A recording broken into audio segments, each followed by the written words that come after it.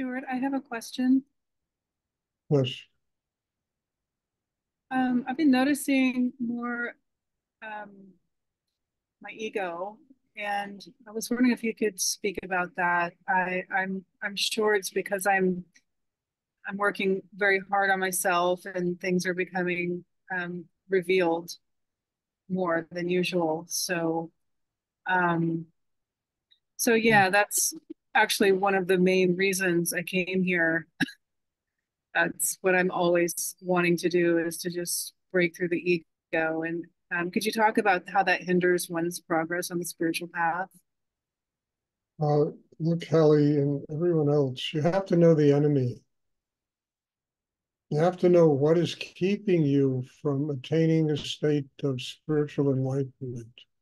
You have to know what you're working up against. Ego is one of the biggest things in a human being that we work because it's false. It creates a false image of self. And that image takes over, and we pour tons of energy into it. And it's like that mirror in that book, the picture of Dorian Gray. He looked in the mirror and all he saw was a 23-year-old beautiful, till one day the mirror cracked. And that's exactly what goes on with ego. You understand? We pour tons of energy into images of who we think we are. And a lot of that brings financial reward and a lot of success and a lot of stuff like that in life. But ultimately, the image cracks, the mirror cracks. People get older. They can't keep pouring the amount of energy they poured into that ego. You got to know the enemy. You have to know what you're up against inside yourself. And this meditation will take you right into the stronghold of the enemy, which is usually your ego. And it gives you the opportunity to break the ego down, to transform it, and attain kind of a state of nothingness inside.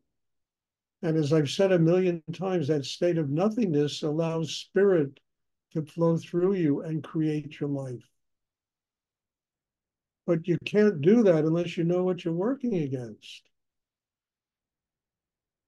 And if you're walking around with your arms around your ego, your great pal, that's giving you a little bit of, whatever, chutzpah to live in the world, it's a bad occupation. I mean, because ultimately, like that mirror in that book by that guy, what's his name? I forgot his name, but uh, it's going to crack. Can't sustain itself. So it's really important to tap what exists inside us and what we think is creating a life for us. And it really isn't. It's killing us. It's taking us to the grave. So the same energy that goes into the building of ego can go into the building of a chakra system, which connects you to energy that is infinite in the universe. That energy will create a life, an extraordinary life. It certainly has done that for me. And I had a huge ego to overcome in order to tap that nothingness in myself and that connection that I have inside, deep inside, really deep inside. You've got to drill very deep to find it. That was connected to higher energy in the universe. So, you know, dredging up ego is a very good thing, especially if you do it in a conscious way where you really come to terms with what you have to work against, what the real enemy is. And any image you have of yourself and who you are is an enemy because it's all going to crack like that mirror.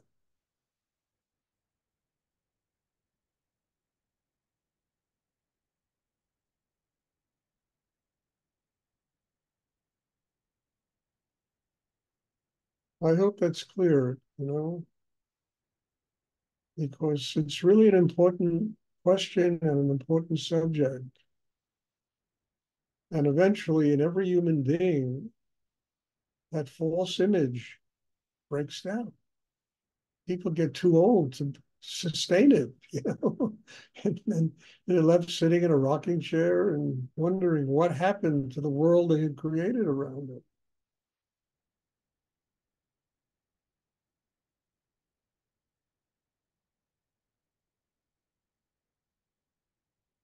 Does anyone else have a question? Like,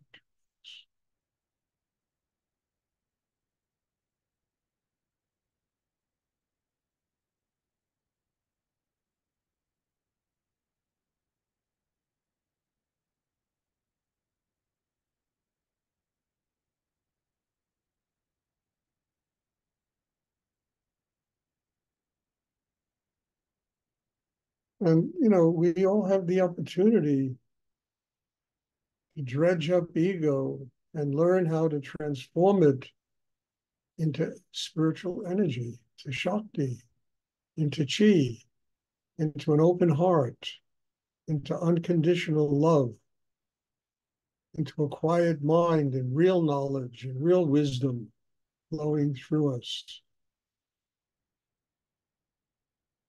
We just got to do the work on ourselves.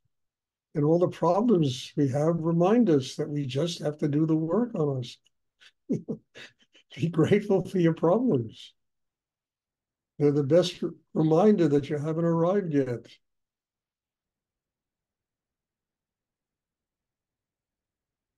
So don't complain about them. Just bring a flower to your problems.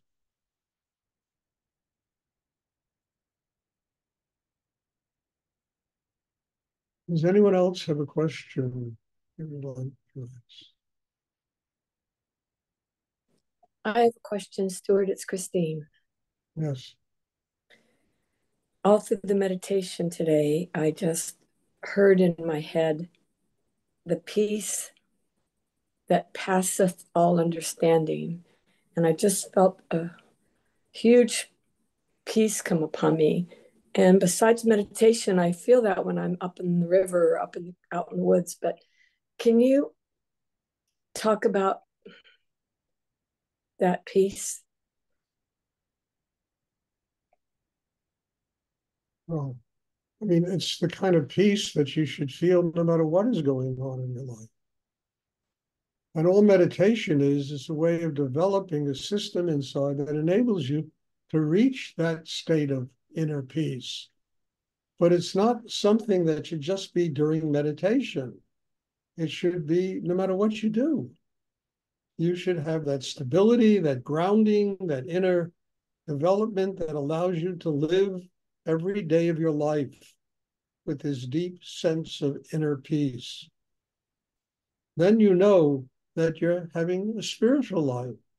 But if it only is occasionally when you're out in the forest and you're hugging a tree and or you're sitting in meditation class, it's not enough, because as I said before this class, spiritual life is 24 hours a day. And you can't have a spiritual life unless you truly experience that kind of inner peace and are capable of living with it all the time. So when you're up against really difficult situations and people, if you lose that inner peace, you understand? They're just telling you you haven't arrived yet. You got a lot of work to do on yourself. And complaining about it is not the answer. The answer is, okay, I have, to do all that work on myself. These people are wonderful who are a pain in the ass. They are reminding me that I have a lot of work to do on myself. So instead of being upset at them, bring them a flower and tell them thank you. And I mean this, because we always think external circumstances are going to provide us with an entree into a spiritual life. They're not. They're going to give us a momentary relief. But no matter what goes on, one has to have that inner peace. That's what the meditation classes are about, building the kind of system that enables you to have an inner peace, no matter what's going on in your life. We just lost, I mean, I have stories like that. I remember once I got a phone call and I had this shipment of art, extraordinary shipment that anyway got lost. We lost it. And, I lost on that phone call, I lost $1.5 million that I could have sold all that art for. I had to teach a meditation class 10 minutes later. God, truly testing me. And I had to do it. And I had to be centered and balanced. And there were 35 people in the class, on Fourth Avenue. And I had to go and do this. And it was one of the incredible expressions of the growth that had taken place inside me in my life. That I was able to do that after a phone call like that. I mean, that money was going to buy a building. I mean, I had so many things I was going to do with it. And bingo, it was all gone.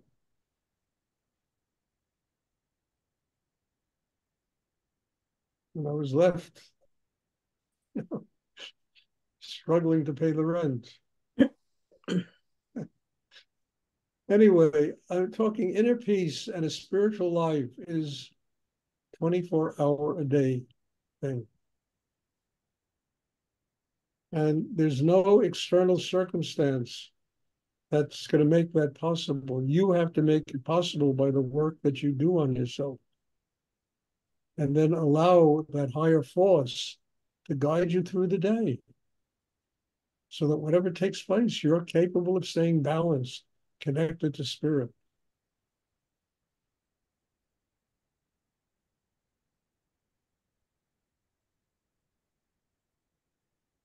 I had one client, very good client of mine, who told me, he literally said, you bring this, as soon as you get this statue in your loft, I will come by and I will give you $500,000 for it. But he told me. And he was a very, very good client of mine, very rich guy. And bingo, gone. What was I going to do? I had to laugh. And understand that you got to have a sense of humor about everything and continue to work on myself. And then it all comes back in one way or another. It always comes back.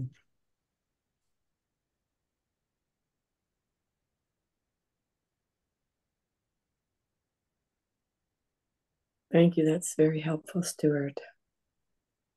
You're welcome. So if you're having economic problems, just keep working on yourself. I mean it, something will open. A door always opens to make it possible, to overcome the negative things that happen.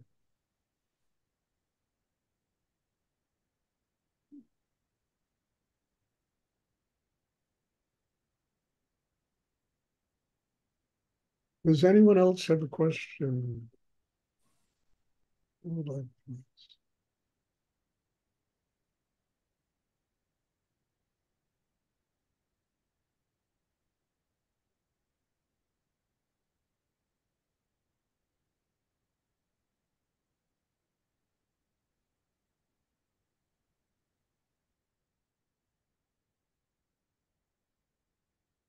Don't complain. It doesn't do anything. I could have had 5 years worth of complaints from that one experience. And I realized it doesn't do anything. So, okay, let's move on. Let's see what happens. We'll go on.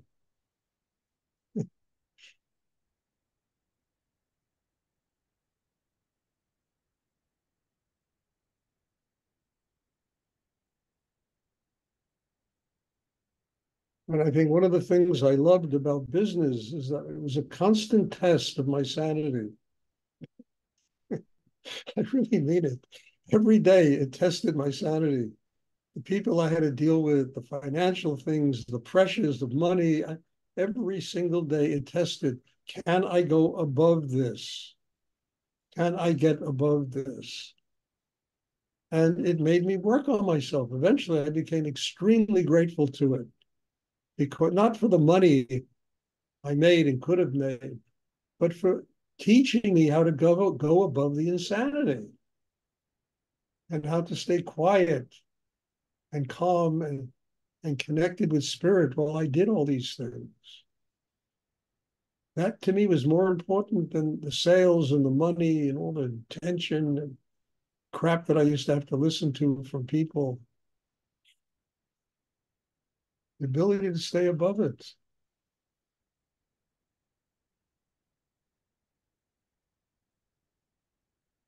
And that came through this meditation practice.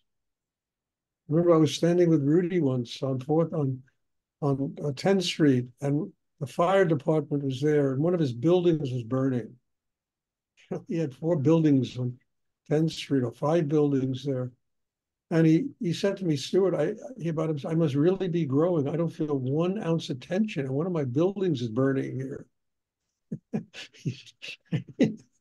It's unbelievable.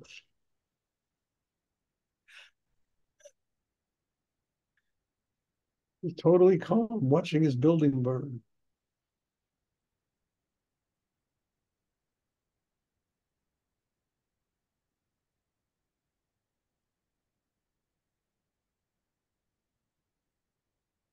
Those are the kind of things I learned from Rudy. It was amazing how to live in the world and be free of the world and never for a second have 1 expectation about what's going to happen in 10 minutes.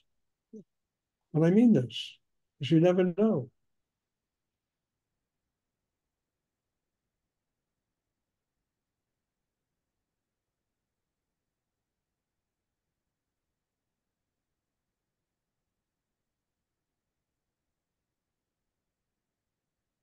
Does anyone else have a question they would like to ask?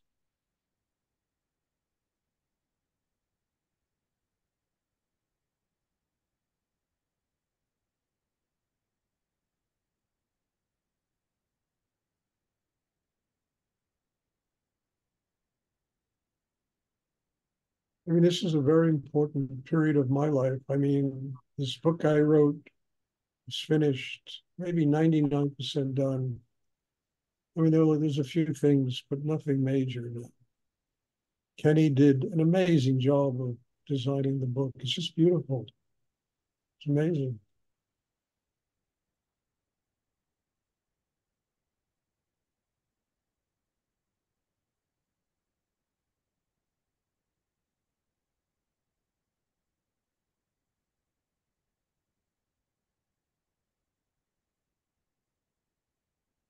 Now I know it leads to probably the roughest part of the book, is that dealing with publishers and agents and people like that, and having to.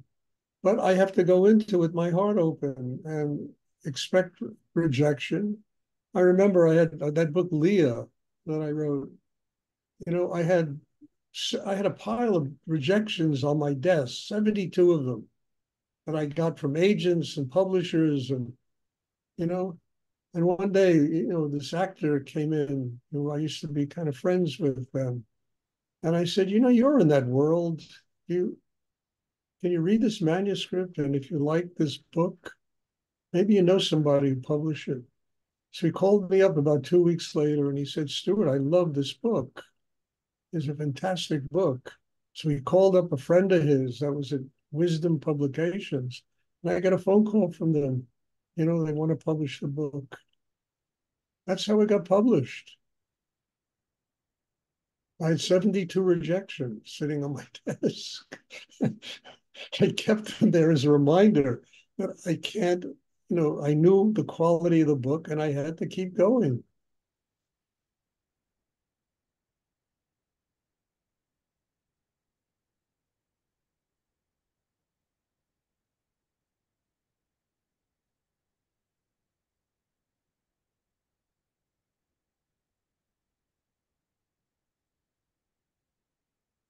So don't let anything of that nature interfere with the vision you have for your life.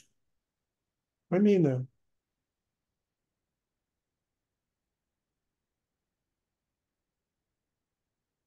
Does anyone else have a question?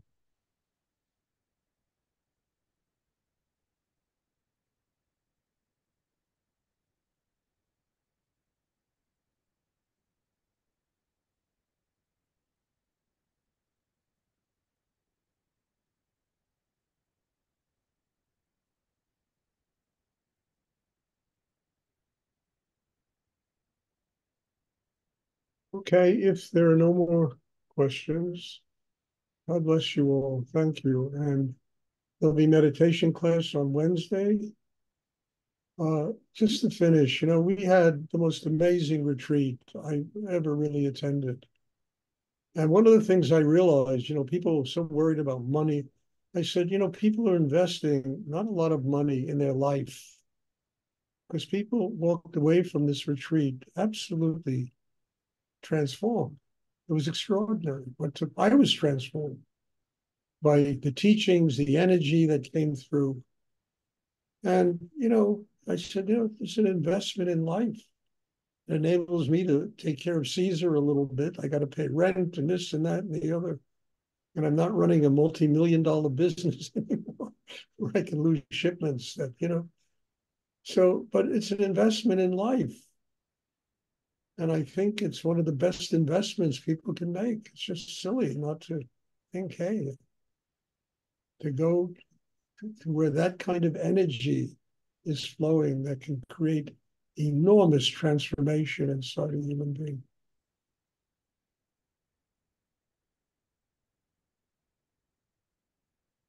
Does anyone? Oh, all right, never mind. No more questions. Thank you. God bless you all. And thank you for being in my life, being in my heart, forcing me to work as deeply as I do on myself. And God bless you. I hope you're growing as much as I'm growing from these classes. I really do. So thank you. And bless you all. Thank you, Stuart. Thank you. Thank you. Welcome. Thank you very much, Stuart. Bye.